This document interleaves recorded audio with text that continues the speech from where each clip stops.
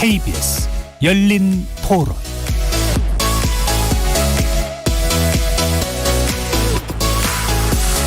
안녕하십니까. KBS 열린 토론 정준희입니다.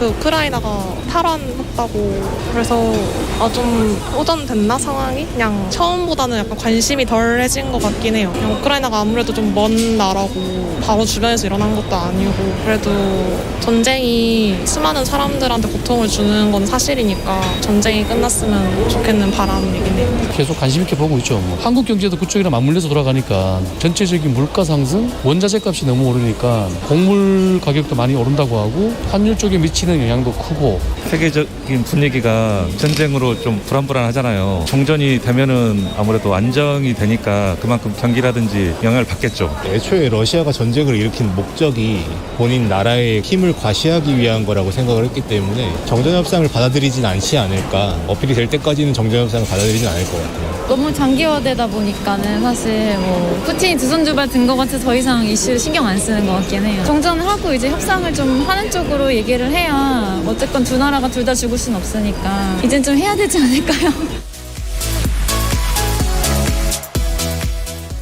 거리에서 만나본 시민들의 목소리 들어보셨는데요. 지난 2월 러시아의 침공으로 시작되었던 러시아 우크라이나 전쟁이 오늘로 273일째를 맞고 있습니다. 압도적 전력을 지닌 것으로 평가받았던 러시아의 빠른 승리가 예상됐지만 전황은 9개월째 이어지고 있고 심지어 우크라이나의 유리한 방향으로까지 전개되고 있는 듯합니다. 장기전의 피로감이 쌓인 데다 추운 겨울을 마주한 시점에서 양국 모두 전쟁을 이어가기는 부담스러워 보이는데요. 종전과 전쟁의 갈림길에선 러시아와 우크라이나 두 나라 어떤 선택을 하게 될지, 한반도 정세 그리고 나아가서 국제사회에 미칠 영향은 무엇인지 세 분의 전문가와 논의해보는 시간 갖도록 하겠습니다. KBS 열린 토론 지금부터 시작합니다. 살아있습니다. 토론이 살아있습니다. 살아있는 토론, KBS 열린 토론. 토론은 라디오가 진짜입니다. 진짜 토론, KBS 열린 토론.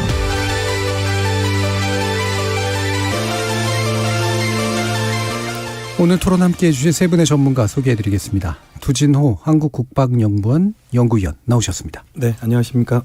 러시아 공사를 지내셨죠? 박종수 전 대통령 직속 북방경제협력위원장 잘해주셨습니다.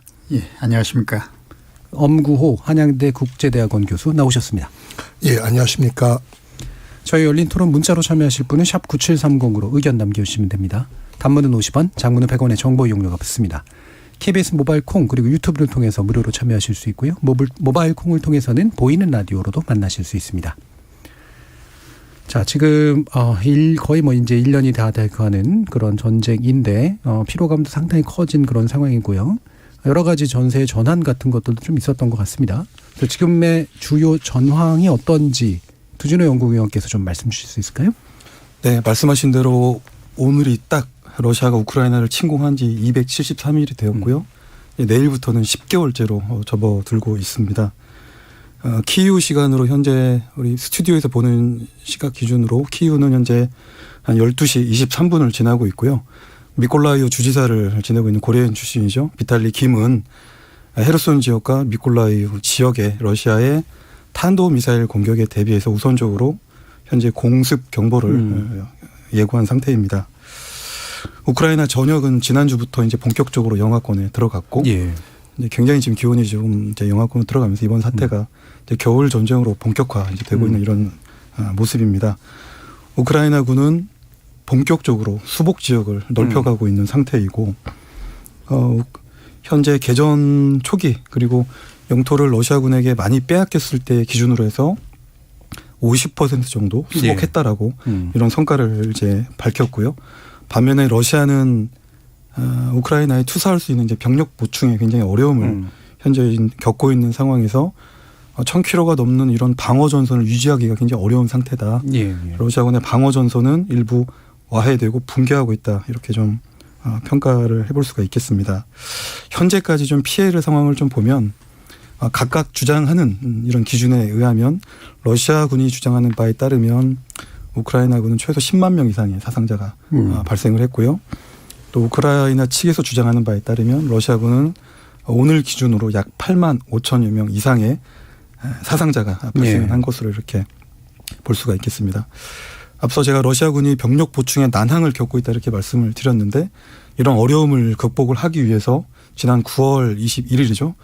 2차 세계대전 이후에 유례 없이 최초로 이렇게 러시아는 이제 부분 동원령을 이제 발령을 함으로써 약 32만 명 정도 동원 자원 그리고 수감된 인원들까지 포함해서 또 자발적으로 입대한 인원 병력까지 포함해서 약 32만 명 정도의 병력 보충을 한 상태입니다. 이 중에서 우선적으로 전투 경험을 보유한 약 5만 명 정도가 전선에 투입된 상태고 나머지 27만 명은 여전히 전시 동원 교육 훈련을 받고 있는 상태다 이렇게 볼 수가 있겠습니다. 최근에 우크라이나군의 이제 그 반격이 워낙 거세지면서 러시아군은 지난 11월 11일이죠. 굉장히 중요한 전략적 요충지인 헤르손에서 철수를 한 상태이고요. 정확하게는 헤르손을 동서로 연결하고 있는 이 드니프로강 서안 지역으로부터 동안 지역으로 철수 작전을 완료한 상태입니다. 예. 그러니까 확실히 이제 예전에 비해서 보면 그 우크라이나의 수복세가 상당히 좀 뚜렷해 보이고요. 1000km 정도라고 이제 아까 표현해 주셨는데 이 방어 전선이랄까요? 이거를 지키는데 이제 투입돼야 될 병력이 상당히 부담스러운 상태. 러시아 입장에선 이렇게 좀 요약이 되는데 방금 수복지구 가운데 이제 헤르손이라는 지역의 중요성을 얘기해 주셨습니다. 지금 엄거 교수님께서 이 부분 좀 설명해 주실 수 있을까요? 예, 헤르손 이제 퇴각을 했는데 이제 엄밀히 말하면 헤르손 시에서 퇴각을 한 거고 아직 헤르손 주죠. 헤르손 시는 헤르손 주의 이제 수도인데 이제 지금 두 박사 말씀대로 그 드네프르강의 오른편 쪽으로 지금 러시아군이 지금 진주하고 있고 한 70% 정도 점령하고 있습니다. 아직은. 그런데 이제 그 헤르손이 굉장히 중요한 농업 중심지고 또 조선 도시고 경제적으로 중요한 도시고 특히 크림반도로 통하는 육상 입구이기 때문에 전략적으로 이제 굉장히 중요합니다. 이제 특히 지금 이제 그 드네프르강의 그 물을 이제 사실은 이제 드네프르강은 우크라이나의 젖줄입니다. 이 드네프르강의 이제 물을 이제 우크라이나 국민들이 사용을 하고 있는데 이제 이번에 헤르손 이제 제타라는 그 물을 다시 사용할 수 있게 됐다는 거고 또 하나는 지금 크림반도는 사막 지역이 많아서 이제 담수가 많이 필요한데 이 헤르손에서 드네프르강에서 많이 갖다 쓰거든요. 그러니까 이제 우크라이나 군이 크림반도로 가는 이제 물을 통제할 수 있게 됐다는 전략적 또 의미가 있습니다. 또 하나 중요한 거는 지금 이 헤르손은 이 우크라이나 남부와 동부를 잇는 전략적 요충지고 보급선의 핵심 요충지입니다. 그러니까 이제 우크라이나 군이 이 지역을 점령했다는 거는 자포르지에 주나 이런 러시아 군으로의 보급로를 우크라이나 군이 차단할 수도 있다는 그런 전략적인 의미가 있습니다. 그러니까 헤르손 시이긴 하지만 그 위치가 가지고 있는 보급로로서의 요충성이 있고 수자원이나 이제 농업자원하고 또 밀접한 연관성이 있기 때문에 생기는 아마 우크라이나 입장에서 상당한 소득이 되고 있는 이제 그런 상태인 것 같네요. 자, 그러면 지금 이제 그러다 보니까 크림반도까지 이제 털어나겠다라는 그런 기세를 또 보이고도 있긴 한데 이게 이제 종전 과정에 좀 도움이 되는 일일까? 어떤 방식으로 좀 전개가 될까? 좀 궁금하긴 합니다. 근데 뭐 종전에 대해서 푸른 얘기가 될지는 모르겠습니다만 어느 정도 가능성은 좀 있다고 보시는지요, 위원장님? 종전 가능성은 항시 열어두고 있는 게 아닌가 싶습니다. 당연히 지금 러시아나 우크라이나 입장에서는 계속적인 그 희생이 따르니까 가능하면 종전을 하려고 하지만 서로 입장이 종전할 수 있는 여건은 아니라고 봅니다. 그런데 일단은 이번 그 우크라이나 전쟁이 다 아시다시피 러시아하고 미국의 대리전을 지금 하고 있다고 봐야 되고 그동안에 우크라이나가 계속 전투를 할 수 있었던 것도 미국을 비롯한 서방의 지원이 계속됐기 때문에 가능한데 최근에 와서는 이제 상황이 좀 바뀌지 않았나 생각이 되는 게요. 우선 중국에도 시진핑도 산전인대를 끝내고 나름대로 이제 자기 이 권력의 안정화를 도모를 했고 바이든도 중간 선거에서 그래도 상원은 지켰거든요. 하원은 다수석을 뺏겼지만 나름대로 이제 예상했던 것보다는 중간 선거에 선방을 했기 때문에 이제 국내 문제를 하나의 요인으로 삼아서 대외적으로 그런 전쟁을 계속 수행해야 될 이유가 조금씩 이제 사라지고 있지 않느냐. 그렇다면 이젠 이 전쟁을 좀 끝내는 방향으로 가는 것도 아마 그 미국이 고려하는 그런 안이 아닐까 싶습니다. 그러다 보니까 이제 젤렌스키 입장에서는 이 상태에서 끝내기는 뭐 용납할 수 없다는 것 때문에 저항을 하는 것 같는데 오히려 지금 종전을 앞두고 크림반도를 점령하겠다라는 그 우크라이나 측의 호언이 그만큼 종전이 좀 임박했지 않느냐. 미국의 압력이 어느 때보다도 좀 강하지 않느냐. 이런 그 예측을 해볼 수 있을 것 같습니다. 아무래도 이제 미국 변수가 이제 종전에서 제일 키가 될 수 있을 거라고 아마 판단하시는 것 같은데 그 부분 이제 뒤에서 좀 더 자세히 논의해 보도록 하고요. 다시 또 엄규호 교수님께 여쭙겠습니다. 이게 그 아까 크림반도와의 어떤 도로적 인접성, 그다음에 자원과의 연관성 얘기를 해주셨는데 실제로 크림반도로의 진격, 그다음에 탈환 이런 정도의 가능성이 좀 있다고 보시나요? 예, 지금 이제 우크라이나 국방 차관이 이제 12월 말까지 크림 이제 공격을 이제 완성하겠다는 호언을 했습니다. 근데 이제 이번에 그 헤르손시 퇴각이 러시아 국내 여론에 굉장히 좀 큰 영향을 미친 것 같아요. 그 레바다 센터 조사를 보니까 대통령 지지도도 한 이제 83%, 77, 8%로 떨어졌고 특히 좀 카디로프 체첸 대통령이나 여러 강경파들이 조금 이 러시아 정부의 전쟁 수행 능력에 대해서도 좀 비판을 좀 많이 가하고 있는 것 같습니다. 그걸 역으로 얘기하면 저는 이제 그 러시아가 이제 뺏길 수 없는 이 크림반도를 수호하기 위해서라도 병력 투입이나 이제 전선 강화를 굉장히 할 것 같아요. 여론으로 보면. 이 크림반도라는 게 잘 아시겠지만 이제 오토만 제국이 갖고 있던 거를 1783년에 에카테리나 대제가 크림 전쟁으로 이제 러시아 제국에 복속시켰고 바로 이거는 이제 러시아 굴기의 대상징입니다.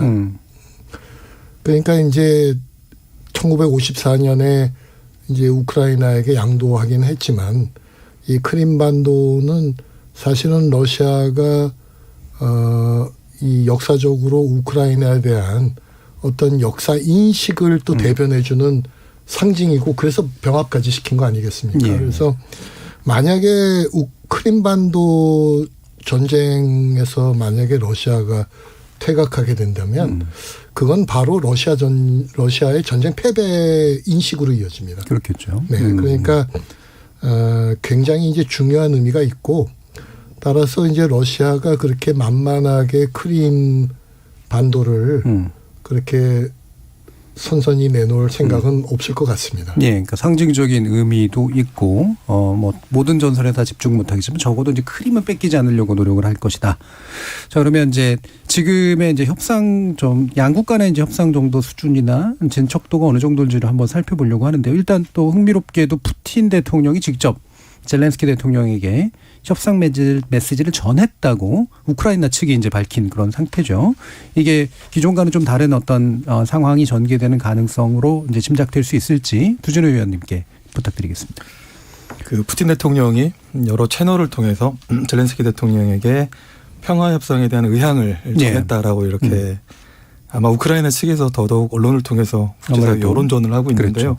또 크렘린궁은 그러지 않았다라고 또 받아치고 있는 상황입니다. 어쨌든 이렇게 평화협상에 대한 나름대로 의향들은 수없이 전쟁 이후에도 이렇게 오고 갔던 측면이 있고요. 다만 현재 상태에서 평화협상에 대한 러시아의 그리고 우크라이나의 서방의 인식들의 이런 결은 매우 다른 것 같습니다. 우크라이나 입장에서는 평화협상을 지금 당장 해야 될 이유가 없습니다. 왜냐하면 현재의 어떤 군사력을 우위에 있고 수복 지역을 물리적인 수단에 의해서 넓혀가고 있기 때문에 네. 굳이 나서서 평화 협상을 할 이유가 없는 것이고요.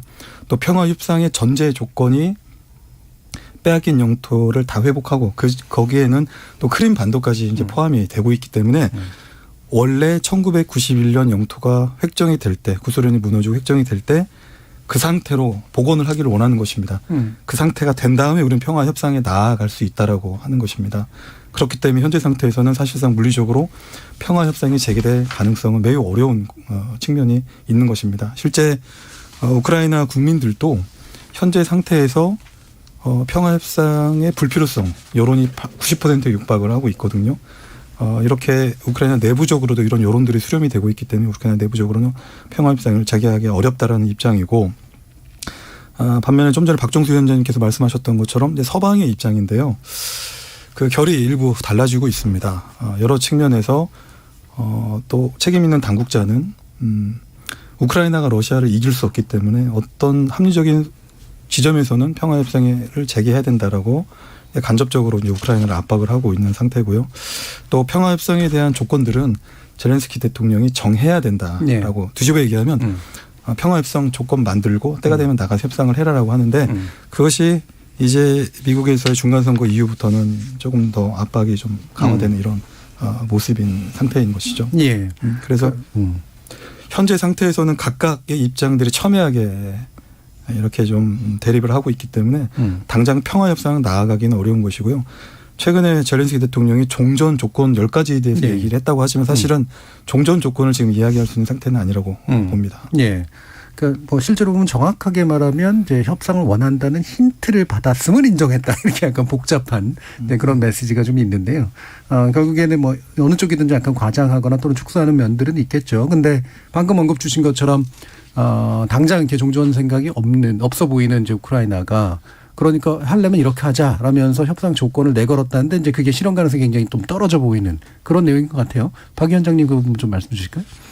예, 젤렌스키가 그동안에 11월 초에는 5가지 조건을 제시를 했잖아요. 그러다가 지금 15일 10가지 조건을 제시했는데 이 조건 자체가 러시아가 수용할 수 없는 조건이라고 네. 봅니다. 그래서 러시아 크레물린 대변인도 거기에 대해서 반응을 보였는데 평화 협정을 추진할 의향이 없는 걸로 보고 그리고 또 이거를 공개적으로 하자고 그랬는데 공개적으로 하는 것 자체가 무리다. 그건 협상을 하지 않기 위한 하나의 구실이다. 네. 이렇게 이제 보고 있는 것 같습니다.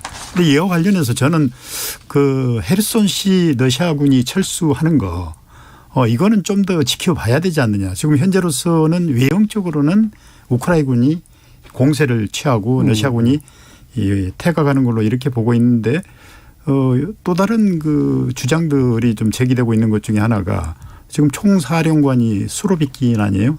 소위 말한 시리아의 저승사자라고 할 만큼 아주 공격적이고 태각을 모르는 이런 총사령관인데 총사령관이 스스로 국방장관한테 제안을 했거든요. 철수하자고.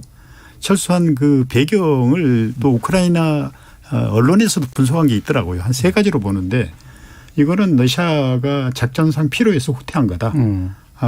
보다도 그 원대한 그 러시아의 그 야망인 오데사까지 점령하기 위한 이보 전진을 위한 일보 후퇴가 아니냐. 예. 이 그 주장을 하는 설이 있고 또 한 설은 일종의 음모설이죠. 이거는 2차 대전 때 스탈린그라드를 일종의 헤르손 시로 지금 지정을 한 게 아니냐. 일종의 유인책이다. 유인책이다.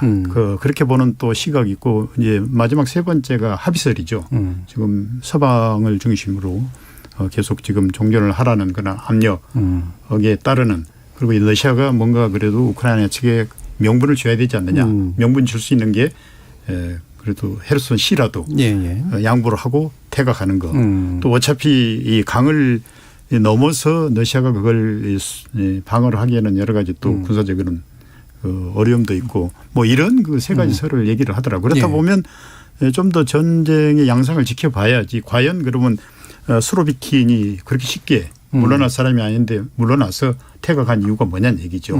그 이후로 지금 계속 우크라이나 내부에 지금 미사일을 발사를 하고 있잖아요. 네. 무자비하게 지금 하고 있잖아요. 그게 바로 수로비킨의 일종의 전략이라 그거죠. 그래서 좀 더 지켜봐야 될 것 같다는 생각이 예. 들어요.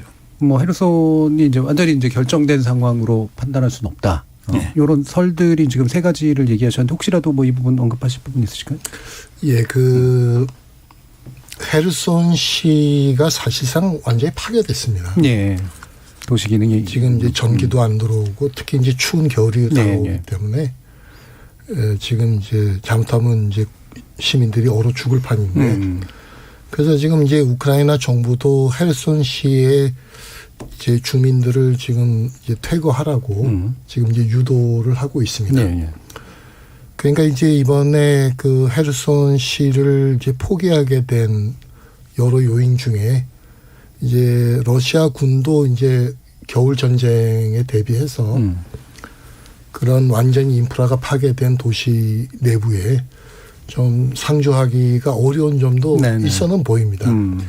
다만 지금 이제 9월 달에 하루키우에서 퇴각하고 또 이제 지금 이번에 헬손에서 퇴각하고 이제 전반적으로 보면 러시아가 조금씩 지금 땅을 잃고 있는 거는 사실이거든요. 수세에 있는 거는. 네, 수세에 있는 거는 사실이기 때문에 물론 이제 수로비킨 주장이 그 동부 쪽이 약간 더 높고 멀리 통제할 수 있는 전략적 입지라는 주장을 하고 있습니다. 있지만 과연 이제 러시아가 얼마만한 다시 좀 공세를 보일 수 있을지는 아직은 미지수입니다. 예, 알겠습니다. 자, 그러면 또 계속해서 이야기를 나눠볼 텐데 아까 이제 그 박 위원장님께서 말씀 주신 내용 가운데 이게 도저히 받아들일 수 없는 것들이다라는 얘기를 해주셨습니다만 지금 제가 10개를 보니까 좀 추상적인 부분도 좀 있고요. 근데 아마도 뭐 철수와 적대행위 중단은 이 철수 부분에서 보면 기존에 있던 영토를 그냥 다 돌려달라. 이 부분에서 아마 핵심이 좀 될 것 같긴 한데 그렇습니까? 저도 10개 항 중에 어떻게 생각하면 핵심이죠. 지금 이제까지 젤렌스키의 요구 조건이 크림 반도까지 해서 다 철수하라. 본래의 그 영토대로 회복을 하겠다는 건데 뭐 푸틴이 그렇게 쉽게 호락호락 넘겨줄 것 같지가 않아요. 아마 그 정도 넘겨준 상황이 된다면 러시아는 패배인데 패배를 인정을 할 수도 없고 오히려 이제 그런 상황까지 간다. 제가 생각에는 그런 상황까지 가지 않을 거라고 보는 게 지금 우크라이나가 그나마 러시아하고 전쟁을 계속 수행할 수 있는 저력은 서방의 도움 아니겠습니까? 그런데 미국이 지금 상당히 좀 소극적으로 나오고 가능하면 지금 평화 협상을 하라는 쪽으로 지금 압력을 넣고 그리고 최근에 보니까 CIA 국장과 또 러시아의 SBR 해정보부 부장이 터키에서 또 만났고 또 그 안보 서기들끼리도 또 만나고 계속 지금 물밑 교섭을 하고 있더라고요. 오늘 아침에 또 우리 조한 러시아 대사도 현재로서는 보니까 상당히 좀 미국하고 러시아하고 물밑 교섭을 하면서 가능하면 종전을 하는 쪽으로 지금 자꾸 유도를 하고 있다. 그런 면에서는 좀 더 낙관적인 방향으로 가고 있지 않느냐는 이런 얘기를 하는 걸 보면 무드는 일단 이게 더 이상 이제 이 미국 입장에서도 이번 그 우크라이나 전쟁을 계속 지지분하게 끌고 갈 그런 의지는 좀 약한 게 아니냐. 그리고 특히 이번에 폴란드의 피폭 사건이 있잖아요. 이게 상당히 결정적인 어떤 하나의 계기도 된다고 봅니다. 그러니까 이렇게 이제 방금 말씀 주신 것처럼 또 계속 강조들 해 주신 것처럼 이제 미국의 입장은 좀 바뀌어가고 있고 아마 미러 사이에 또 뭔가 이렇게 그 물밑 교환 같은 것들이 있을 수도 있어 보이는데 그럼 우크라이나가 이제 현재 같이 이제 되게 공세적으로 이제 이야기를 하는 건 약간의 이제 그 종전에 이르기 전까지 자신의 최대의 이득을 얻기 위함일까? 미국을 압박하기 위함일까? 뭐 이런 이제 나름의 이제 전략적인 배경들이 있을 거 아니겠습니까? 두 연구위원님 이 부분 좀 말씀 주시죠. 우크라이나는 여전히 외로운 싸움을 하고 있죠. 서방 30개국이 무기 지원을 해서 전쟁 지속 능력, 전쟁 수행 능력을 가져가고는 있지만 여전히 어려운 상황이다라고 이렇게 보고요. 아까 헤르손이 굉장히 좀 중요한 의미를 저도 갖는다고 생각을 합니다. 미러 간의 일정 부분에서 우리가 알 수 없는 부분에서 지금까지 비공식적인 접촉을 통해서 그런 것들이 이어져 왔고 그런 차원에서 그런 맥락에서 헤르손 철수도 이해가 되거든요. 네. 그 헤르손 철수 이후부터 사실은 평화 협상에 대한 이런 목소리들이 점점 높아져 가고 있고요. 또 실제 미국의 중간 선거 이후에 공화당 내부에서도 일부 소수 의견이긴 하지만 언제까지 백지 수표를 우크라이나를 위해서 우크라이나의 미래를 위해서 국제사회의 미래를 위해서 계속 남발할 수는 없다는 입장이기 때문에 점점 어떻게 보면은 서방의 우크라이나에 대한 이런 지원의 부분은 한계에 마찬가지로 좀 이르는 것이 아닌가 이렇게 좀 생각이 됩니다. 반면에 우크라이나 입장에서는 헤르손 철수가 러시아가 의도했건 그렇지 않았던 간에 우크라이나 입장에서 계속적으로 이제 전진을 해야 되는 상황인 것입니다. 왜냐하면 서방 30개 국에 대해서 우크라이나를 돕고 있는 이런 국가들에 대해서 우리가 여전히 싸울 수 있는 능력과 의지가 있다라고 하는 우크라이나의 어떤 신뢰를 서방 국가들에게 좀 보여야 되는 참 어려운 그런 상황인 것입니다. 예. 그렇기 때문에 우크라이나 군도 이제 필요에 따라서 헤르손을 공격을 하고 또 필요에 따라서 크림까지도 실제 이제 공격을 할 수 있다, 회복할 수 있다라고 하는 그런 자신감을 어쩔 수 없이 이제 이렇게 보여야 되는 이런 상황이 아닌가 이렇게 좀 생각이 됩니다. 그러니까 전쟁 수행 능력 그리고 전쟁 수행의 의지를 끝까지 이제 아주 강하게 보여줘야 되는 그런 상황인 것 같긴 한데요. 계속해서 이제 언급은 되고 있지만 지금 이제 미국의 태도가 좀 바뀌어가는 것 같고 게다가 거기에 이제 뒷불을 댄다고 할까요? 이제 폴란드 낙탄 사고 알고 보니까 우크라이나 쪽이었다. 근데 거기에 대해서 아니라고 또 고집을 피니까 약간은 또 망신을 주는 듯한 그런 발언 같은 것도 미 대통령 입에서 좀 나오고요. 자, 이런 이제 미국의 기류 변화에 이런 폴란드 사고라든가 또 이제 전범 문제, 전쟁 범죄 관련된 문제 이런 부분들도 좀 계속해서 정당성이 좀 약해지는 연관도 있는 것 같은데요. 미국이 이 부분에 주목하는 거는 맞다고 좀 판단할 수 있을까요? 엄경 교수님. 예, 근데 이제 협상에 대해서요. 이제 협상의 기준선이 지금 3개가 있는 겁니다. 예. 첫 번째는 지금 이제 두 박사 얘기하듯이 우크라이나는 독립할 때의 국경선을 원합니다. 크림반도 돌려달라는 거죠. 예. 이제 러시아는 현재 대치선을 평화협정선으로 생각하는 겁니다. 그렇죠. 근데 일부 서방의 견해는 2월 24일 전쟁 일어나는 당시의 선을 협상선으로 생각하는 것 같아요. 예. 그러니까 지금 유럽이나 일부에서 크림반도는 사실상 러시아 영토로 인정해야 된다는 이제 견해가 나오고 있는 것 같습니다. 근데 이제 아까 얘기한 것처럼 우크라이나가 지금 굉장히 민족주의 정서 또 반러 정서가 높기 때문에 현재 대치선이나 이제 서방이 제시하는 선에 대해서 상당히 불만이 많고 받아들이지 않는 분이기 때문에 협상이 어렵다. 예. 이제 그렇게 생각하시면 될 것 같고요. 지금 이제 폴란드 낙탄 사건이 있었고 또 뭐 에피소드인데 6월 15일 날 젤렌스키하고 바이든 통화를 했는데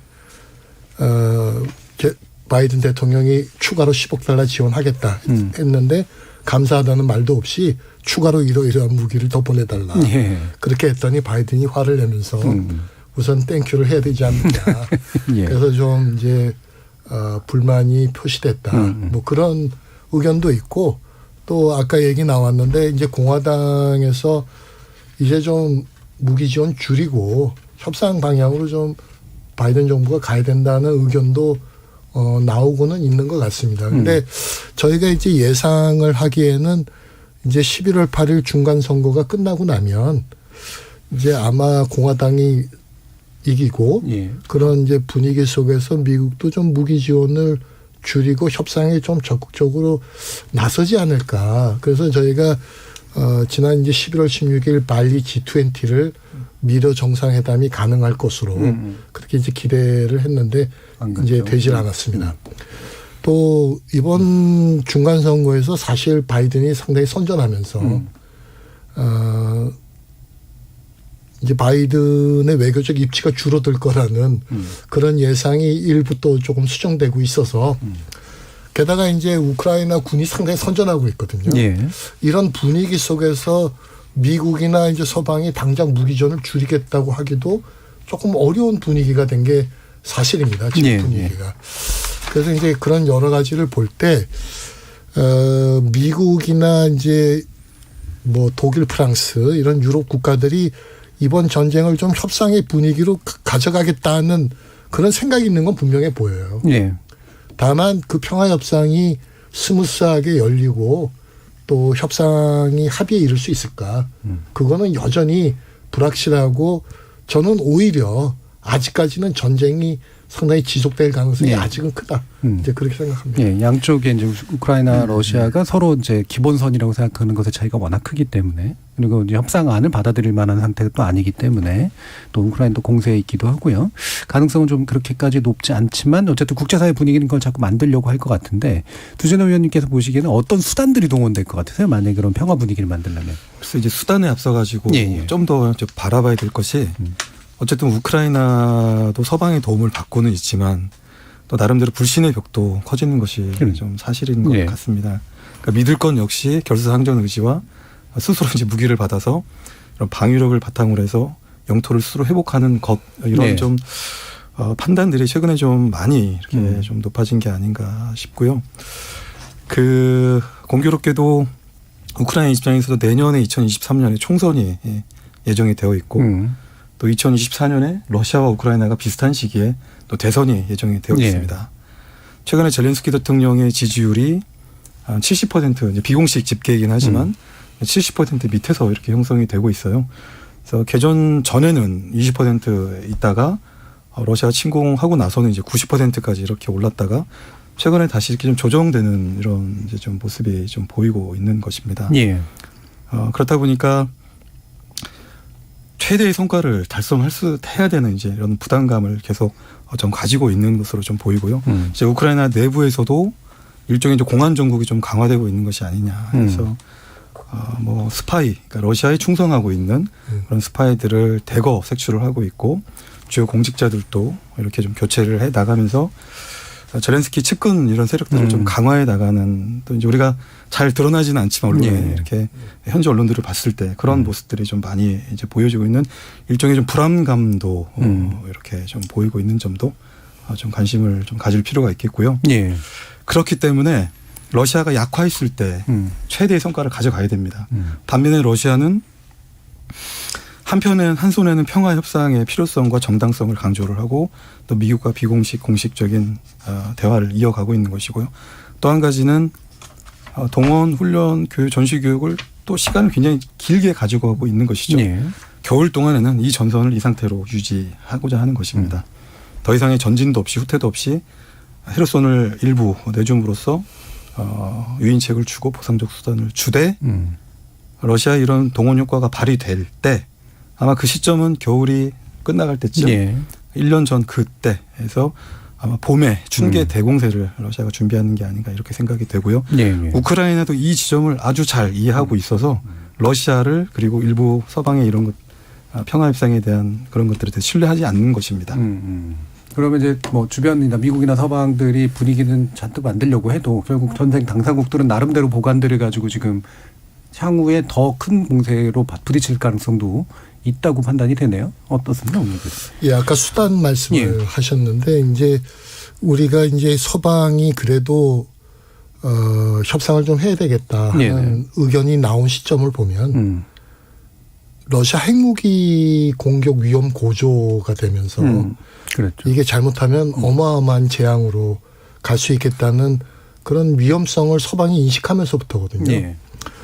그러니까 이제 지금 협상의 난제들이 많이 있지만 지금 이제 만약에 러시아가 지금 전선에서도 조금 더 물러서야 되고 심지어는 지금 이제 이미 자기네 영토라고 선언한 4개 주 중에 1개 주를 몽땅 내줘야 되는 상황이 된다면 그건 정말로 핵무기 공격의 위험이 상당히 이제 고조되는 거거든요.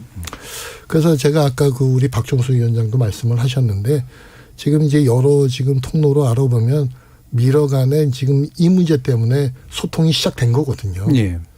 이제 문제는 우크라이나 정부가 상당히 강경한 겁니다. 러시아도 지금 이제 내부 여론을 보면 아까도 말씀드렸듯이 전반적으로 푸틴의 인기도 조금 떨어졌고 전쟁 지지도도 좀 떨어졌습니다. 게다가 이제 전쟁 물자도 이제 모질라고 또 장기전이 되면 더 불리해지기 때문에 러시아도 일정 부분 협상의 분위기는 돼 있다고 봐요. 이제 결국은 바이든 대통령이 젤렌스키를 설득하려는 그런 환경이나 의도가 되느냐. 이제 그런 시점인데요.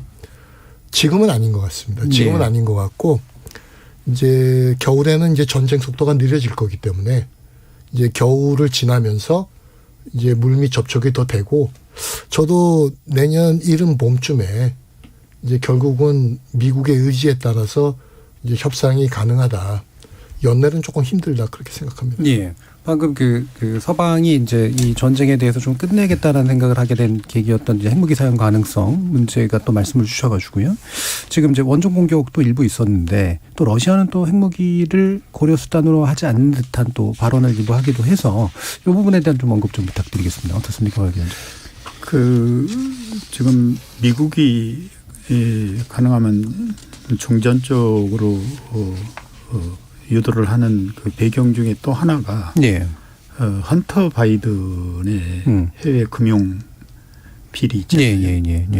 이거를 지금 하원 공화당이 이 제1호 최우선 과제로 설정을 하고 지금 본격적으로 심지어는 바이든을 탄핵까지 하겠다고 했는데 이제 국민 여론이 한 28%밖에 안 되더라고요. 탄핵은 아니라도 그 헌터 바이든의 그 비리를 이제 집중적으로 캘 준비를 하고 있고, 바이든도 우크라이나에서의 그 아들의 차남의 그 비리로부터 자유롭지 못하는 게 이미 미국 사회에서는 일반화된 것 같아요. 이 문제 때문에 아마 바이든 쪽에서는 좀 더 서두르려고 하지 않겠느냐는 이게 하나 있고, 저는 그 이번에 폴란드의 낙탄 이 의미가 상당히 크다고 보는 입장인데요. S-300 그 러시아 미사일 아니에요? 일단은 그 뭐 이제 전 서방이 러시아까지 포함해서 이거는 뭐 우크라이나의 오탄이라고 하고 유일하게 우크라이나만 아니라고 이제 반박을 하는데, 그런 면에서 우크라이나는 좀 억울하기는 할 것 같아요. 근데 우크라이나의 주장도 그동안에 많은 그 프로파간다식 주장을 했지만 이번 주장은 저는 오히려 나름대로 또 그 주장이 좀 신뢰를 해볼 수도 있겠다는 생각이 드는 이유 중에 하나가, 우선 방향을 보면 오탄이 날 수 있는 방향이 이 반대거든요. 원래 이 동북쪽으로 쏴야 되는데 서쪽이잖아요. 이게 하나 있고, 또 뭐 서방의 주장이 S-300 이게 그동안에 우크라이나가 러시아 무기 체계이기 때문에 남아서 그걸 썼다 그러는데, 그동안에 방어 미사일을 얼마나 많이 쐈어요. 과연 그게 러시아 측 아직도 그렇게 남아 있는지 거기에 대해서도 의문을 제기할 수가 있고, 이런 건데 오히려 저는 이제 이번 그 폴란드의 낙탄 푸틴의 일종의 승부수에 저는 그 가능성도 좀 열어둘 필요가 있다는 생각이 드는 거예요. 그동안에 러시아가 얼마나 초기부터 핵 사용에 대한 그 가능성을 자꾸 언급을 했었잖아요. 그러다가 다시 수면 밑으로 내려가고 반복하는데, 이번에 예를 들어서 푸틴의 성격으로 볼 때 이연불감증, 승부수에 강한 이런 스타일을 볼 때 한번 거기다가 한번 시도를 해봤지 않았느냐는 이런 그 가능성도 한번 조심스럽게 생각해 볼 필요가 있다는 생각이 들어요. 그리고 서방의 눈치를 보는 거죠. 박 위원장님께서 그 다양한 그 주류적 견해 가운데 비주류적 견해를 자주 말씀을 주셔가지고 또 흥미롭기도 한데요. 뭐 두준호 의원님 짧게라도 혹시 그 가능성에 대해서 언급 주실 수 있을까요? 그 어떤 뭐라고 해야 될까요? 뭐 저희가 여기서 뭐 러시아 편을 들거나 우크라이나 편을 들거나 그런 것들은 아니고 어떤 지식과 이런 것들을 바탕으로 해서 통찰을 하면서 이 현상을 좀 바라보고 있는데, 저 개인적으로는 G20 한창일 때 이게 폴란드 푸시에보도프라고 하는 작은 지역에 S-300 이거는 우크라이나 오발 사고일 가능성이 높다라고 좀 판단을 했습니다. 왜냐하면 그동안에 수천 발의 탄도 미사일 러시아가 이렇게 발사한 미사일이 우크라이나 영토를 공격을 했었는데요. 사실은 폴란드하고 그리고 우크라이나 국경 지역으로부터, 그러니까 우크라이나 영토 쪽으로 50에서 100km 정도를 이격시켜서 공격을 교모하고 굉장히 정밀하게 했던 것입니다. 여러 이유가 있죠. 유도 미사일이라는 것도 사실은 100%가 아니기 때문에 때에 따라서 미사일이 또 그 오래된 미사일의 경우에는 유도 기능 이런 것들이 또 손실될 수 있고 네. 또 그렇게 되면은 오발 사고가 날 수 있는 것이죠. 그런 위험 때문에 러시아는 가급적이면 폴란드 국경으로부터 상당 거리가 이격된 지역에 일종의 사격 한계선을 정해놓고 이렇게 이제 공격을 했기 때문에 오발 사고일 가능성은 좀 크지 않았다라고 저는 러시아에 의한 오발 러시아에 의한 것은 아니었다고 이렇게 이제 보고 있는데요. 예. 이제 문제는 유럽 국가들, 나토 회원국들의 반응이 생각보다 충격적이었다는 것입니다. 그래서 굉장히 정밀한 어떤 조사라기보다 예비 조사를 거쳐서 잠정적으로 우크라이나 소행 오발 사고다라고 결론을 지었던 것입니다. 찍어버리는 듯한 그런 분위기였다. 그래서 우크라이나 젤렌스키 대통령도 하루 이틀 정도는 계속 버티다가 간접적으로 그것을 인정하는 모양새로 이렇게 좀 받아들였던 것인데요. 굉장히 좀 이상한 이제 모습들이 나오고 있는 것입니다. 독일은 폴란드에 패트리어트 이제 미사일을 제공을 하고 있는데 이게 러시아 위협에 대비하는 것인지 혹은 우크라이나의 그런 유사한 일부 사례지만 그런 것들에 대비하기 위해서 이게 좀 가는 것인지 이런 부분이 하나가 있고 또 폴란드와 나토 중심으로 구성이 되고 있는 합동조사위원회에 사실 우크라이나는 실질적으로 참여를 못하고 있습니다. 참관 정도는 하고 있는 부분인 것이죠. 또 이렇게 하나가 있고요. 또 한 가지는 우리가 나토가 집단안보 체제를 지향한다고는 하지만 이번에 어떻게 보면 취약성이 드러난 것입니다. 공동의 방공망이 제대로 작동이 되지 않았고 사후 처리에 오히려 집중하는 모습을 봤을 때 이런 부분에서 앞으로 오히려 뭐 예상된 부분이기도 하지만 더 방공망을 촘촘하게 한다든지 군사태세를 강화하는 이런 모습으로 좀 나아가는 그런 출발점이 됐다라고 이렇게 좀 생각을 해봅니다. 그러니까 이게 뭐 우크라이나에 의한 오탄일 가능성이 높다라고는 판단하시지만 그 주변을 둘러싸고 있는 현재 그 주변국들의 분위기라든가 나토의 어떤 행동이라든가 이게 좀 미심쩍은 구석들도 좀 있어 보이고요. 또 이게 나토에 의미하는 바가 또 상당히 좀 크긴 한다라는 느낌도 드네요. 일부가 생각보다 약간 좀 시간이 길어지긴 했습니다만 일단 정의진 문자캐스터 불러서요. 청취자 문자 듣고 2부로 이어가도록 하겠습니다. 네, 지금까지 여러분이 보내주신 문자들 소개합니다. 서주연님, 관심 있는 주제라 반가운 마음입니다. 전쟁의 깊은 트라우마에 빠져버린 사람들에게 겨울은 너무 견디기 힘든 계절일 텐데 모쪼록 전쟁이 길어지지 않기를 바랍니다 해주셨고요. 7606님, 우리는 우크라이나의 담요나 방한모 등 전쟁 무기가 아닌 인도적 차원에서 지원은 지속적으로 해주어야 합니다. 김지영님, 솔직히 말해서 러시아는 자국을 지키려는 것 아닌가요? 러시아 앞마당에 미국이 진출해 있는 거나 마찬가지인 상황인데 러시아로선 방어막이 필요한 건 당연한 거죠. 우크라이나가 자꾸 미국의 힘을 빌려 러시아를 자극하고 있는 것 같습니다. 3680님, 젤렌스키 대통령이 또다시 전략적 실책을 하고 있는 것 같습니다. 국토와 국민 대부분이 전쟁으로 황폐화됐는데 전쟁을 중단하고자 한다면 환영해야 하는 거 아닌가요? 피폐해진 국민들을 생각해서라도 종전 협상에 빨리 나서야 한다고 봅니다. 5678님, 우크라이나 입장에선 가만히 있다가 봉변을 당했는데 종전 협상을 하려면 얻어낼 건 얻어내야 한다고 봅니다. 전쟁에서 우위에 있는 만큼 영토 수복은 물론 러시아로부터 보장받을 건 받아내야죠. 김진희님, 전쟁은 전근대적이고 시대와 동떨어진 얘기인 줄로만 알고 있었는데 부분 동원령까지 내리면서 전쟁을 하고 있다는 것이 믿기지 않습니다. 나라를 지키겠다고 시작한 전쟁이 국토와 국민, 나라 전체를 황폐하게 만들 뿐입니다. 하루라도 빨리 전쟁이라는 말조차도 없는 세상이 왔으면 좋겠습니다 라고 보내주셨네요. 네, KBS 열린 토론. 이 시간은 영상으로도 생중계하고 있습니다. 유튜브에 들어가셔서 KBS 1라디오 또는 KBS 열린 토론을 검색하시면 지금 바로 토론하는 모습 보실 수 있습니다. 방송을 듣고 계신 여러분이 시민 논객입니다. 계속해서 청취자 여러분들의 날카로운 시선과 의견 보내주세요. 지금까지 문자캐스터 정의진이었습니다. 토론이 세상을 바꿀 수는 없습니다. 하지만 토론 없이 바꿀 수 있는 세상은 어디에도 없습니다.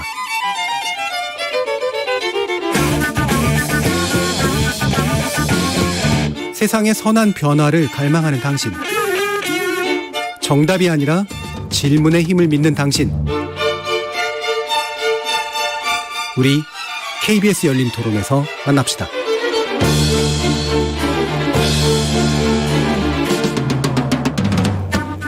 KBS 열린 토론, 전쟁 그리고 종전의 갈림길에선 러시아 우크라이나에 대해서 얘기 나누고 있는데요.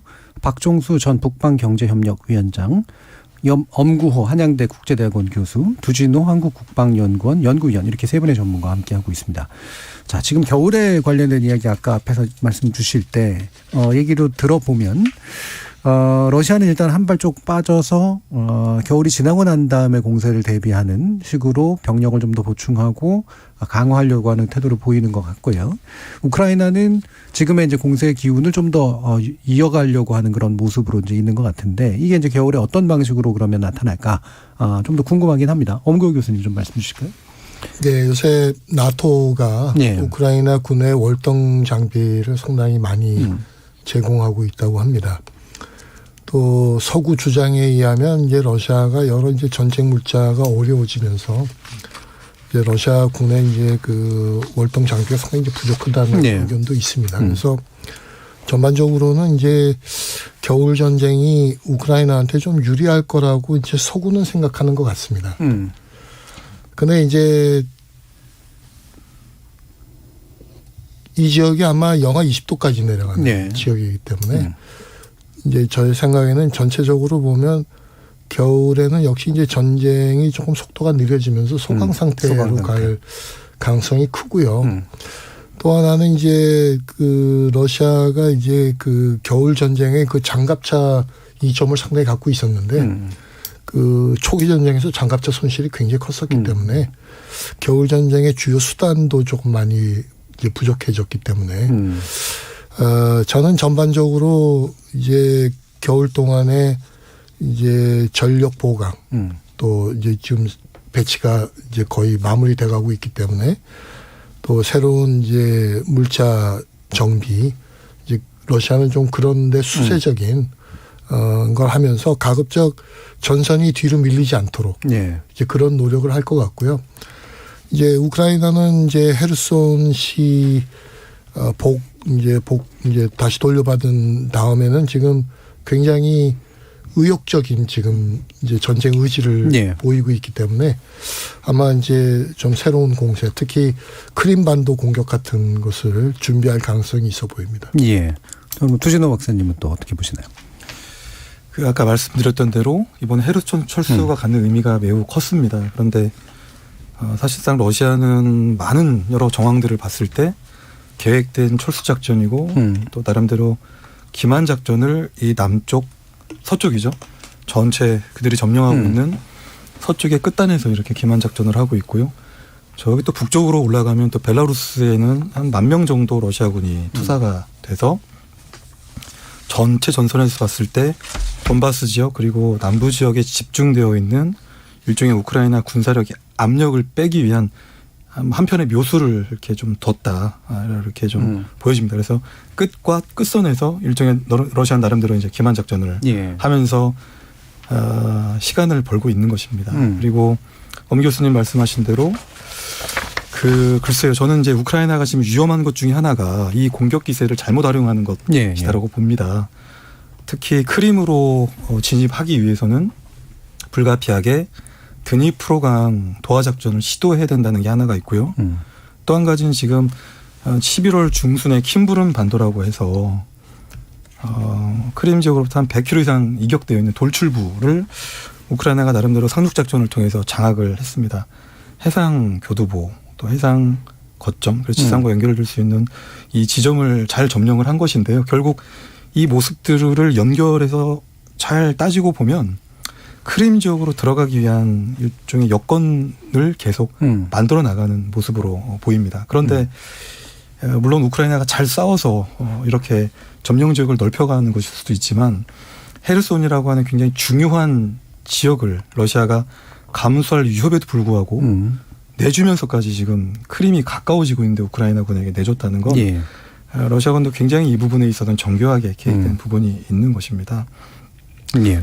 그래서 이런 부분에서 우크라이나가 현재 상황을 한편으로는 정치적인 부분에서 평화 협상을 일부분을 또 고려해야 될 필요성 있고, 왜냐하면 크림을 점령하겠다라고 의지를 가지고 들어가는 순간 러시아가 의도한 대로 이 중심 지역이죠. 이렇게 항아리 모양의 일종의 공간을 만들어 놓고 그 일대에서 수많은 피해가 발생될 수도 있기 때문에 예. 우크라이나군은 이런 부분들을 굉장히 경계심을 가지고 현재 공격 템포를 좀 조절할 필요가 있다고 예. 이렇게 좀 보여지고요. 러시아가 의도한 대로 끌려가지 않기 위한 그런 일종의 군사적 어떤 술이 필요하다 이렇게 생각이 됩니다. 예. 그 부분 아까 이제 박종수 위원장님께서도 언급해 주신 내용하고 좀 연결이 되긴 하는 것 같습니다. 세 가지 설 중에 예, 어느 예. 게 이제 현실화 될 건지 그렇죠. 두고 봐야 될 것 같습니다. 예. 이런 우크라이나가 이제 약간 오판해가지고 크게 잃을 가능성 분명히 좀 있다고 보시나요? 그게 이제 두 번째 아닌데 유인설이죠. 예. 그 2차 대전 때 스탈린그라드를 헤르손 시로 지목을 하고 그 유인 작전을 쓴 게 아닌가라는 이제 의구심도 우크라이나 내에서도 가지고 있는 것 같아요. 만약 그렇게 된다면 이제 우크라이나는 상당히 전략상으로 전술상으로 함정이 빠지는 결과가 예. 되고 러시아가 의도한 대로 스탈린그라드의 제2 이 상황으로 갈 수밖에 없는 거죠. 그래서 이제 그 세 가지 설들 중에 뭐 가장 이상적인 건 합의설. 되면 좋겠는데. 네, 이게 되는 게 가장 바람직하지 않겠느냐. 근데 현실은 어느 정도 이제 그 설득력이 있는지는 두고 봐야 될 것 같습니다. 예.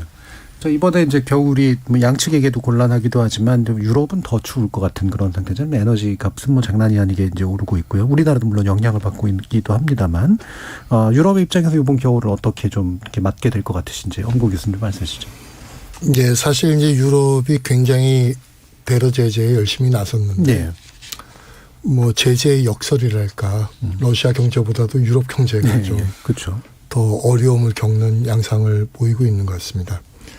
지금 이제 유럽이 겨울이 되면서 이제 에너지 위기가 지금 인플레이션 문제에 덧붙여져서 상당히 좀 어려움을 겪는 것 같습니다. 특히 이제 에너지 위기는 유럽도 예상하고 있었기 때문에 지난 2달 동안에 그 가스 저장고를 채우는 노력을 상당히 했고, 예. 지금 이제 유럽 EU 집행위원회는 뭐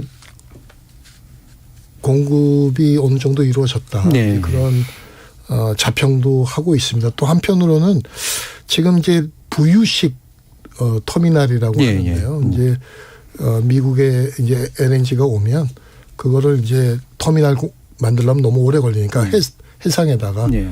그 부유식 터미널을 만들었고, 지금 독일, 이탈리아, 핀란드, 또 이번에 9월 달부터 네덜란드도 이걸 지금 사용을 하고 있습니다. 그래서 전체적으로 보면 유럽이 에너지 위기에 준비는 하고 있는 것 같아요. 그런데 이제 과연 괜찮을까 하는 거에 대해서는 아직 좀 이견이 있습니다. 이제 그 이유는 지금 이제 유럽이 여전히 카타르나 미국하고 이제 그 가스 석유 도입을 논의하고 있는데, 가스 도입을 논의하고 있는데, 지금 이제 뭐 파키스탄이나 태국이나 이런 개도국들 로 가게 돼 있던 거를 지금 더 높은 가격으로 지금 뺏어오는 형국이거든요. 게다가 이제 지금 전반적인 시장 분위기가 이제 원래는 장기 공급, 가스 같은 건 장기 공급 계약을 해서 안정적 공급을 받아야 되는데, 지금 이제 워낙 그런 수요가 많으니까 지금 공급자들이 장기 공급을 회피하고 있습니다. 네네네. 그래서 전체적으로 보면 가스 같은 경우는 여전히 조금 불안 요인이 남아 있는 것 같고요. 그래서 유럽이 내심 좀 전쟁 평화 협상을 원하고 있다. 그거는 분명할 것 같습니다. 예. 분명히. 자, 그러면 어느 정도 대비는 됐다고 하더라도 위험 요인이 굉장히 크기 때문에 아무래도 이제 분위기가 이제 유럽 쪽은 좀 더 빠른 이른 평화를 좀 원하긴 할 텐데요. 나머지 시간 동안 우리 한국의 입장에서 좀 더 구체적으로 한번 짚어보도록 하죠. 우리나라가 지금 우크라이나에 무기 직접 지원은 아니지만 그래도 간접적으로 지원을 하게 되는 상태가 됐고, 그러면서 또 러시아하고 관계가 상당히 좀 안 좋아질 가능성, 이런 부분이 분명히 있고요. 또 북러 관계는 그만큼 또 이제 훨씬 더 진전될 가능성이 있는, 또 무기로 또 연결된 그런 관계여가지고 이 부분에 대한 박종수 위원장님 좀 말씀 한번 좀 들어볼까요? 예, 우크라이나 사태가 한반도에 주는 그 영향을 이제 북한 입장과 우리 예. 한국 입장으로 나눠서 볼 수가 있는데 저는 우크라이나 사태의 최대 수혜국이 저는 북한이라고 봅니다. 또 미국도 그렇고 저는 이번 전쟁에서 최대 수혜는 미국과 북한이다. 예. 예, 북한 같은 경우는 여러모로 볼 때 지금 무기 러시아 지원 문제에도 저는 이미 오래전부터 상당히, 그거는 동맹 관계나 다름없거든요. 그동안에요. 2001년에 그 과거에 그 군사동맹이 개정이 돼서 신조약을 맺었다 그러지만 여전히 그 동맹 관계를 유지해 왔고 그 이후에 여러 가지 정황들이 이미 저는 오히려 중국을 우리가 혈맹이라고 그러고 러시아는 뭐 중국하고 비교하면 북한하고 그렇게 끈끈한 관계가 아니라 그러는데 오히려 저는 더 강하다고 봅니다. 예를 들어서 지금 이번에 이제 그 북한이 최대 수혜국이 될 수밖에 없었던 거는 핵 미사일을 맘 놓고 실험할 수 있는 그런 절호의 기회. 예. 대북 제재를 무시할 수 있는 그런 절호의 기회가 생겼고 그리고 또 가장 큰 거는 구냉전 당시 때도 중국과 러시아를 그렇게 전폭적으로 이게 좌측에는 중국, 우측에는 러시아 양쪽의 그런 후원군을 확보한 전례가 없었던 거죠. 이번 그 전쟁을 계기로 해서 북한이 그런 그 최상의 어떤 그 후원을 지금 받고 있다는 이거. 그래서 중국으로부터는 쌀, 러시아로부터는 총 양쪽의 그 지원을 받고 있는 거죠. 이런 면에서 지금 북한은 최수대국이고 또 그중에 또 하나가 이번에 그 병합한 4개 그 공화국이 북한하고는 호혜 관계거든요. 모든 면에서. 일단 노동력 파견을 지금 10만을 한다 그러는데 저는 지금 이미 일부는 들어갔을 거라고 봐요. 10만을 파견함으로써 러시아도 좋고 북한도 좋고 윈윈하는 거죠. 또 거기 이 돈바스나 4개국 그 지역이 경제 구조가 북한하고 똑같거든요. 그래서 각종 그 중기업에 대한 중공 시설에 대한 그 지원을 그 지역으로부터 받을 수가 있게 돼 있고 북한이 호환성이 있군요. 그래 호환성이 강하죠. 거기다 또 플러스 북한은 마그네사이트 생산 232에 해당되잖아요. 그 전량 수출할 수가 있고 또 대신 식량이나 코커스를 그쪽 돈바스 지역에서 전량 수입할 수 있는 아주 그 최상의 상황인 거죠. 이런 그 입장에서 볼 때 최대의 수혜국은 이번에 북한이다. 반면에 이제 한국은 상당히 곤란한. 제가 보기에는 여러모로 지금 경제적으로도 여러 가지 곤란을 겪고 있고 또 무기도 지금 이제 상당히 견제를 받고 있는데 어떤 면에서는 또 이번 기회에 방산 육성의 하나의 그 계기가 되는 건 어떻게 생각하면 우리 정부의 플러스 요인도 된다고 봅니다. 계기로서는. 오히려 미국조차도 견제를 지금 하고 있는 것 같아요. 폴란드에 우리 무기가 가는 것에 대해서 지금 미국 방산업자들이 견제를 한다 그러잖아요. 그래서 러시아하고 미국이 똑같이 지금 경고를 줬잖아요. 미국은 북한에, 러시아는 한국에. 그렇다면 결국 우리는 셈이라고 봐요. 이런 것도 있고 얻은 것도 있고요. 알겠습니다. 두준호 의원님한테 보세요. 그 이제 발다이 클럽에서 푸틴 대통령이 했던 그 뭐랄까요 이야기를 그 이야기를 안 할 수가 없는데요. 한국이 일종의 무기 지원을 하는 것을 알고 있다. 그래서 만약에 북한과 러시아가 핵 협력과 같은 이런 협력을 한다면 한국의 반응이 어떨까라고 해서 굉장히 우리 입장에서 부담스러운 푸틴 대통령의 발언이 나왔고. 사실 이번 정부가 이제 담대한 구상을 적극적으로 추진을 하려고 하는데 핵이라고 하는 굉장히 저는 영린이라고 봅니다. 그래서 일종의 파탄까지는 아니어도 사실 파탄이라고 한다면 이 담대한 구상에 대한 일단 정책 목표를 달성하는 데 방해와 같은 이런 경고성 발언이라고 생각을 하고요. 또 한편으로는 그만큼 한러 관계라는 것이 러시아와 일본과의 관계와 다르게 어떤 영토 분쟁이나 이런 것들로부터 한러 관계는 좀 자유롭고 또 러시아가 2014년도에 이 우크라이나 사태 이후에 크림을 병합하고 서방으로부터 전방위적인 제재를 받을 때 하나의 출구 전략으로서 또 모색했던 것이 이제 신동방 정책이었습니다. 그중에 일본과 한국도 굉장히 중요한 파트너였고 그중에서도 한국에게는 나름대로 호의적이고 우호적인 이제 관계를 지난 시간 동안에 이렇게 축적을 해왔던 겁니다. 네, 교류가 꽤 있었죠. 예, 교류가 있었고 그게 이제 뭐 유라시아 이니셔티브 그리고 신북방 정책 이렇게 나름대로 오랜 시간 동안에 신뢰를 쌓아왔던 건데 이번 우크라이나 사태로 인해서 이런 것들이 어떻게 보면 좌초가 이제 되는 상황인데 그게 또 담대한 구상에 영향을 미치고 있는 것이 우리로서는 크나큰 좀 어려움이 아닌가 이렇게 좀 봅니다. 네, 기존의 한도 관계에서 이제 확실히 좀 문제가 생겼고 또 새 정부가 추진하고 있는 그런 큰 구상에 이제 상당한 장애가 유발된 상태. 자, 엄고우 교수님 의견 한번 들어볼까요? 이번 전쟁이 이제 우리에게 주는 쟁점은 저는 세 가지라고 보는데요. 이제 첫째는 뭐 주지하다시피 이제 북중러 한미일의 신냉전 구도가 강화된다는 거고요. 이제 그런 구도화에서는 지금 말씀들 하시지만 한국의 비핵화 외교 또 통일 외교 이런 데 상당히 이제 제약점이 이제 커졌다는 거죠. 다만 이제 이런 국제적 이제 냉전 속에서는 국제 연대에 의한 가치 외교가 불가피한 측면이 있습니다.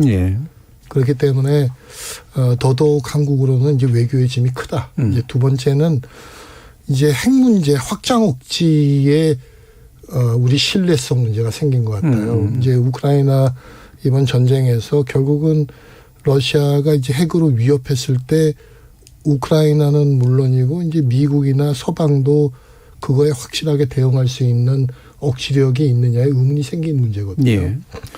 그러니까 이제 우리는 이때까지는 미국의 핵 우산에 있었다 그렇게 얘기를 했지만 실제로 북한이 핵을 들고 나왔을 때 우리가 북한이 핵을 사용하지 못하도록 하는 확장 억지력을 보유하고 있느냐. 따라서 이제 우리가 확장 억지의 보다 구체화, 단계화 이런 여러 가지 쟁점들이 이제 생겼다고 봅니다. 이제 세 번째 이슈는 경제 안보인데요. 이번에 보니까 이제 중국, 러시아, 미국 다 자기네들 자원을 이제 강대국 경쟁에 지금 레버리지로 쓰는 거잖아요. 그렇죠. 근데 이제 우리처럼 자원 의존하는 국가에서 이런 이제 경제적 진영화가 되면 우리는 원자재나 이제 여러 가지의 그런 데 접근성이 나빠지고 가격이 올라가서 이제 경쟁력이 떨어지는 거거든요. 따라서 우리에게는 어쩔 수 없이 중국, 러시아하고도 소통할 수 있는 전략적 공간이 여전히 필요하다는 이제 이런 문제가 남은 겁니다. 그래서 저는 이제 앞으로 이런 세 가지 쟁점을 이번 정부가 굉장히 현명하게 잘 대처해야 된다고 보고요. 특히 이런 아주 좀 현실과 가치 속에 어떤 갈등이 생길 때는 국민적 공감대가 굉장히 중요합니다. 그래서 이번 정부가 이 외교에서의 국민적 공감대 형성을 잘 못하면 외교력을 발휘하기가 상당히 어려울 것이다. 이제 그렇게 생각을 합니다. 예. 자, 그 말씀을 주셔서 이제 우리가 마무리로 아마 우리 정부가 어떤 식으로 이제 이 사태에 대한 대응들을 해나가야 될 것인가라는 뭐 쉽지 않은 그런 답이 좀 필요한 시점인 것 같은데요. 방금 엄 교수님께서 이제 국민적 합의라고 하는 게 그래서 더더욱이나 대단히 중요한 이슈다라고 말씀을 주셨기 때문에 마무리 발언 형식으로 해서 한 1, 2분 정도씩 우리 정부의 어떤 대책을 요구하실 수 있을 것인지 먼저 박정수 위원장님 말씀 주실까요? 예, 지난 G20 아세안 순방 때 이제 우리 대통령께서 인태 전략을 천명을 하셨는데 사실 지금 오히려 우리 이 남평양보다는 북태평양, 북극 시대가 이미 도래를 했고 여기에 앞으로 갈등 요인들이 이미 예견되고 있다고 봅니다. 인태 전략에 저희들이 이제 올인을 함으로 인해서 오는 부담은 당장 꾸릴 열도를 놓고 일본과 러시아가 뭐 우리 센카쿠 열도를 놓고 중국과 일본이 충돌하듯이 할 개연성이 있다고 봐요. 앞으로 뭐 언제가 될지는 모르지만 그렇지만 그 시기가 당겨질 수도 있다는 얘기죠.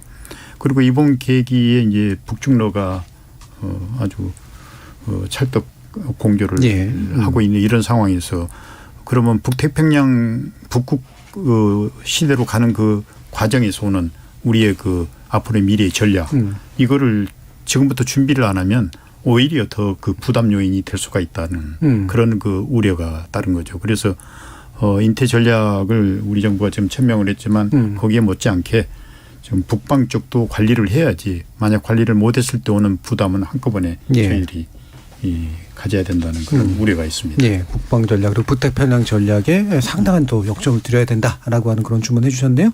자, 그러면은 두진호 위원님 말씀 주시죠. 어떻게 보면 이제 생과 사의 갈림길에 있는 우크라이나를 위해서 또 한국의 역할이 있다고 생각합니다. 가치연대라는 우리의 책임이 있고요. 또 글로벌 중추국가로서 우리의 어떤 국제사회에서 기대하는 그런 것들을 우리가 충족해야 될 나름대로 의무와 또 사명감이 있다고 생각이 됩니다.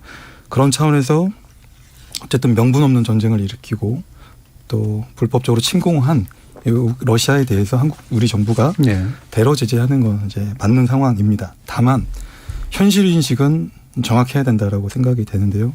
우크라이나와 그리고 유럽이 느끼는 위협 인식과 우리가 처하고 있는 지정학적 현실은 다르다는 것입니다. 이거에 대한 명확한 인식을 하고 또 두 분께서 말씀하셨던 국민적 공감대가 필요하다라고 생각이 됩니다. 투르키예죠. 투르키에는 굉장히 잘하고 있습니다. 우크라이나에 무인 공격기도 수출하면서 사실 우리 한국에서 생산하고 있는 방산업체가 생산하고 있는 그런 무인 공격기에 비해서 2분의 1도 안 되는 수준임에도 불구하고 굉장히 호황을 받고 있습니다. 어떻게 보면 러시아 입장에서 보면 굉장히 섭섭한 일이죠. 그런데 그런 투르키예가 또 러시아와 우크라이나를 심지어 유엔을 중재를 해서 흑해를 통해서 곡물 수출길을 열어주면서 국제사회 식량 안보에 기여하고 있습니다.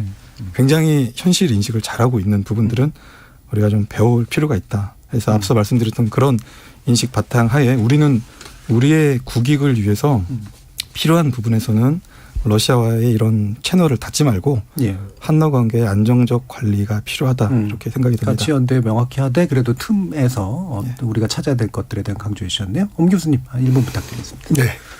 첫째는 안보 다변화, 경제 다변화 해야 됩니다. 미국 동맹에만 편성하지 말고 나토, 한미일 뭐 그런 여러 구조 만들고 중국에 너무 의존하지 말고 경제적도 다변화해야 됩니다. 이제 두 번째는 이번에 이제 터키, 인도 같이 이제 리저널 파워들이 커지면서 이제 한국 외교가 이제 강대국의 이런 리저널 파워 협력도 잘해야 된다는 문제 생겼고요.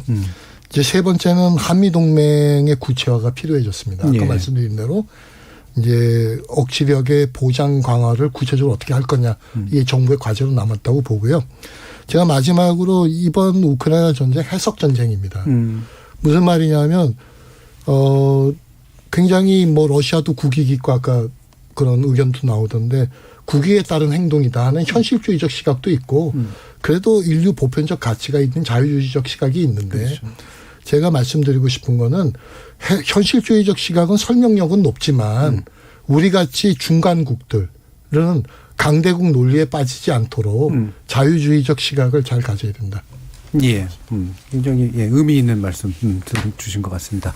자, 오늘 러시아 우크라이나 전쟁에 관련해서 오랜만에 토론해 봤는데요. 오늘 함께해 주신 세 분, 엄구 한양대 국제대학원 교수, 두진호 한국국방연구원 연구위원, 그리고 박종수 전 북방경제협력위원장 세 분 모두 수고하셨습니다. 감사합니다. 감사합니다. 고맙습니다. 러시아와 주변국 사이에 벌어졌던 주요 전쟁에서 겨울이 결정적 흐름을 바꾼 적들이 많았는데요. 인간은 지구 앞에서 여전히 약한 존재라고 할 때 부디 이번 기회가 전쟁 당사국은 물론 우리 인류 스스로 각자의 오만과 오판을 접는 그런 계기가 마련되길 바랍니다. 지금까지 KBS 열린 토론 정준이었습니다.